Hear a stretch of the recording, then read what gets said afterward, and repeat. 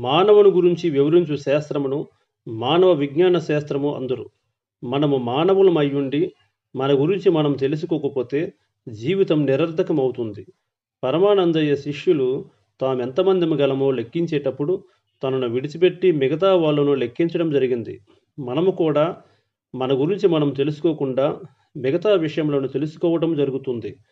మనము మానవులము కాబట్టి మనకు సంబంధించిన విజ్ఞానం అవసరం. పిల్లలకు ఇటువంటి శాస్త్రమును బోధించవలసిన అవసరం ఉన్నది. లేనిచో వాళ్ళు పరమానందయ్య శిష్యులు కాగలరు. మానవ విజ్ఞాన శాస్త్రము అను గ్రంథమును మాస్టర్ ఈకే గారు సైన్స్ ఆఫ్ మ్యాన్గా ఆంగ్లంలో రచించడం జరిగింది. ఆ గ్రంథమును మొదటిసారిగా చూచినప్పుడు నాకు చాలా ఆసక్తి కలిగింది. ఇటువంటి శాస్త్రము గురించి నేను ఎప్పుడు వినలేదే అనే భావము నాకు కలిగింది. దానికి తెలుగు మూలమైన మానవ విజ్ఞాన శాస్త్రమును చదవటం జరిగింది. ఈ శాస్త్రమును విద్యా వ్యవస్థలో ఎందుకు బోధించడం లేదు అను విచారమునకు లోనయ్యాను. పిల్లలకు ఇటువంటి ఉన్నతమైన శాస్త్రమును బోధించినచో వాళ్ళలో ఉన్నతమైన దృష్టి పెంపొందును కదా. పిల్లలను ఉన్నతముగా తీర్చిదిద్దుటయే విద్యా వ్యవస్థ కర్తవ్యం. దీనిని గూర్చి మన పెద్దలు ఆలోచించవలసిన అవసరం ఉన్నది.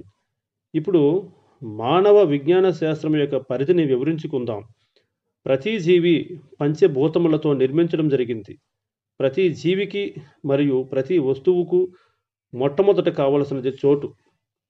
ఒక ఇల్లు కట్టాలంటే ముందుగా చోటు ఉండాలి. చోటు లేకపోతే ఇల్లు కట్టలేం. అదే విధముగా ఒక జీవి కూడా ఈ సృష్టిలోకి రావాలంటే చోటు అవసరం. మానవునితో సహా ప్రతి జీవిలో పంచభూతములైన భూమి, నీరు, అగ్ని, వాయువు, ఆకాశములు ఉన్నాయి. ఇవి అన్నియును చోటులో ఉన్నవి. వీటన్నిటికీ ఆధారము చోటు. చోటినే మనం వేదములలో పరమాత్మని, దేవుడని పిలవటం జరిగింది. దీనిని గీతలో కృష్ణ పరమాత్మ సృష్టి మొత్తమును నేనే ధరించి ఉన్నానని చెప్పడం జరిగింది. మానవునితో సహా ప్రతి జీవి చోటులో ఉన్నది కాబట్టి చోటు ప్రతి జీవిలోనూ ఉంది. అనగా పరమాత్మ యందు సమస్తము ఉంది కాబట్టి పరమాత్మ సమస్తమునందు ఉన్నాడు. చోటులో దేహం ఏర్పడింది కాబట్టి దేహములో ఉన్న చోటును ఆత్మ అని పిలవడం జరిగింది. అందువల్ల నేనెవరో అంటే నేను ఆత్మస్వరూపిణి అనడం సత్యం. మానవుని యందు ఉన్న అంశములు శరీరము, ఇంద్రియములు, మనస్సు, బుద్ధి మరియు ఆత్మ లేదా చోటు. దీనిని గురించి వివరించుకుందాం. మొదటిది శరీరం. శరీరం అనగా బయటికి కనిపించే శరీరం, ఇంద్రియములు మరియు మనస్సును కలిపి శరీరము అందురు. మానవునకు 3 శరీరములు ఉన్నవి. అవి 1 భౌతిక శరీరం, 2 సూక్ష్మ శరీరం, 3 లింగ శరీరం. భౌతిక శరీరము ద్వారా సూక్ష్మ శరీరమును, సూక్ష్మ శరీరము ద్వారా లింగ శరీరమును తయారు చేసుకోవచ్చు. ఈ 3 శరీరములు ఎవరైతే కలిగి ఉంటారో వారిని పరమ గురువులు అని పిలవడం జరిగింది. ఇందుకోసమే యోగ విద్య. శరీరం ఒక వాహనము వంటిది. వాహనములో ప్రయాణించి గమ్యము చేరినప్పుడు వాహనమును విడిచిపోవుదము. ఇది సహజం. వాహనం మనల్ని విడిచిపోవట అసహజం. అదే విధముగా మనము మన లక్ష్యమును మనం చేరినప్పుడు శరీరమును మనం విడిచిపోవుట సహజం. అలా కాకుండా శరీరము మనల్ని విడిచిపోవుట అసహజం. మనమందరం అసహజములోనే ఇంకుని ఉన్నాం. శరీరము మనల్ని విడిచిపెడితే మరణించడం అందురు. మనం శరీరమును విడిచిపెడితే దానిని అమరత్వం అందురు. అందువల్ల పిల్లలకు మరణం అంటే ఏమిటో, అమరత్వం అంటే ఏమిటో తెలియజేయవలను. ఈ శరీరము నేను కాదు అనే సత్యమును బోధించవలను. ఇది ఉన్నతమైన జ్ఞానం. రెండవ అంశము ఇంద్రియములు. మనలో పంచేంద్రియములు, వాటికి పంచతన్మాత్రలు ఉన్నవి. పంచేంద్రియముల ద్వారా ఆత్మ యొక్క పంచకిరణములు ప్రసరించి జ్ఞానమును గ్రహించుచున్నవి. మన కోసం ఇంద్రియములు ఇవ్వబడినవి. అంతేగాని ఇంద్రియముల కోసం మనము కాదు. వీనిని ఒక రథమునకు కట్టబడిన 5 గుర్రములతో పోల్చవచ్చు. గుర్రములను చక్కగా అదుపులో ఉంచితే రథము చక్కగా నడుచును. లేనిచో రథము చక్కగా నడవదు. అదే విధముగా ఇంద్రియములకు మనం యజమానిగా ఉండాలి. అంతేగాని వాటికి బానిసగా ఉండకూడదు. నాలుక అనే ఇంద్రియమునకు రుచి తన్మాత్ర. తినడం కోసం రుచి గాని రుచి కోసం తినడం కాదు. రుచి కోసం తింటే వ్యాధుల బారిన పడి శరీరము చెడును. అందువల్ల ఇంద్రియములకు యజమానిగా ఉండవలెను. ఇంద్రియ ప్రధానంగా జీవించే జీవులను జంతువులని అందురు. పోల్చవచ్చు. మనస్సు ఇంద్రియములకు యజమానిగా ఉండాలి గాని వాటికి బానిసగా ఉండకూడదు. మనస్సు, ఇంద్రియములు మనకు ఇవ్వబడిన సాధనములు. మనస్సే మనకు ప్రధానం. మనస్సు బాగుంటే ఆరోగ్యంగా ఉంటాం. మనస్సు బాగులేకపోతే జబ్బులకు లోనవుతాం. అందువల్ల మనస్సును చక్కగా ఉంచుకోవడం మనం బాధ్యత. మనస్సును చక్కగా ఉంచుకొనుటకు మార్గం పవిత్రమైన విషయములతో మనస్సును నింపుటయే.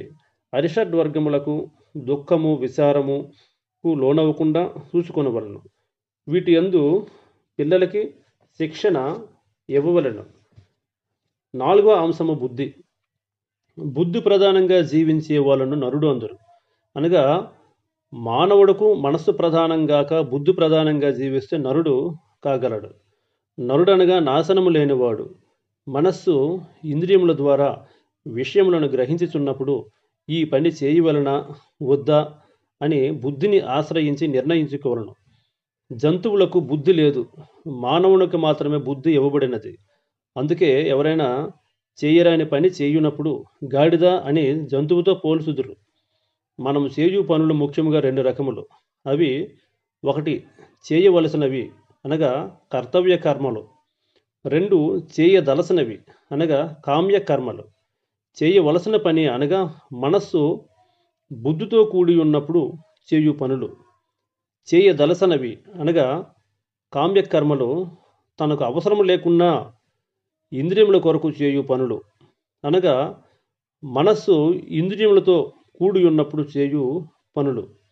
అందువల్ల ఈ 2 రకముల పనుల గురించి పిల్లలకు బోధించవలను. చేయవలసిన పని అనగా కర్తవ్య కర్మలు చేసినచో ఉద్ధరణ గావించబడతాం. చేయదలసినవి అనగా కామ్యకర్మలు చేసినచో నాశనం అవుతాం. కర్తవ్య కర్మలకు ఉదాహరణ రాముడు చేయు పనులు. కామ్యకర్మలకు ఉదాహరణ రావణుడు చేయు పనులు. కర్తవ్య కర్మలు చేశాడు కాబట్టి రాముడు ఉద్ధరణ గావించబడి వెలుగు పదమునందు నిలిచాడు. కామ్యకర్మలు చేశాడు కాబట్టి రావణుడు నాశనము గావించబడ్డాడు. 5వ అంశము ఆత్మ. ఆత్మ అనే సంస్కృత పదమునకు సరైన తెలుగు అర్థం నేను. ఈ శరీరంలో ప్రతిసారి నేను అని అంటున్నది ఆత్మ. ఆత్మ అనగా మన శరీరంలో ఉండే చోటు. ఆత్మ చోటులా ఉన్నప్పుడు ఏమీ లేనటువంటి స్థితిలో ఉండును.